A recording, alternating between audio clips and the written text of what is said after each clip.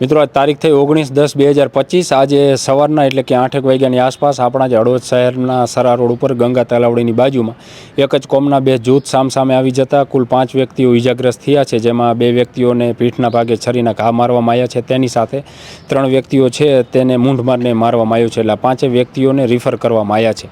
આ બનાવની જાણવા મળતી વિગતો મુજબ આજે સવારના 8 વાગ્યાની આસપાસ હળવદના સરા રોડ ઉપર ડૉક્ટર બાબા સાહેબ આંબેડકર કોમ્પ્લેક્સ છે, કોમ્પ્લેક્સની બાજુમાં એક જ કોમના જે છે એ બે જૂથ સામસામે આવી ગયા હતા। કયા કારણોસર સામસામે આવ્યા છે હજી સુધી સામે નથી આવ્યું, જેમાં એક જૂથમાંથી 2 વ્યક્તિઓ ઈજાગ્રસ્ત થયા છે અને એક જૂથમાંથી 3 વ્યક્તિઓ ઈજાગ્રસ્ત થયા છે।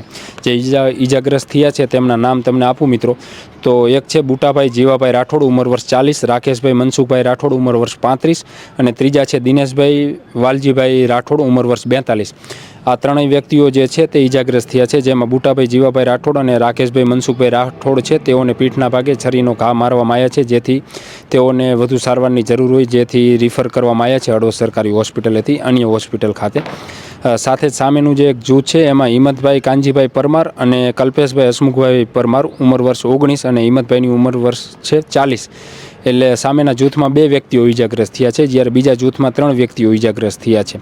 એટલે કુલ 5 વ્યક્તિઓ જે છે ઈજાગ્રસ્ત થયા છે અને 5ને રિફર કરવામાં આવ્યા છે, અન્ય હોસ્પિટલે સારવાર માટે ખસેડવામાં આવ્યા છે। આ બંને જૂથ જે છે એક જ કોમના છે, કયા કારણોસર સામસામે આવી ગયા, શું કારણ હતું કે ઝઘડા પાછળનું હજુ સુધી સામે ન થયું।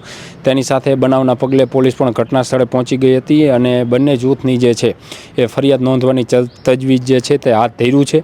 તેની સાથે બંને જૂથ કયા કારણોસર સામસામે આવી ગયા હતા, હુમલાની ઘટનાને બની છે, પોલીસ ફરિયાદ દાખલ થશે ત્યાર પછી જ સામે આવશે।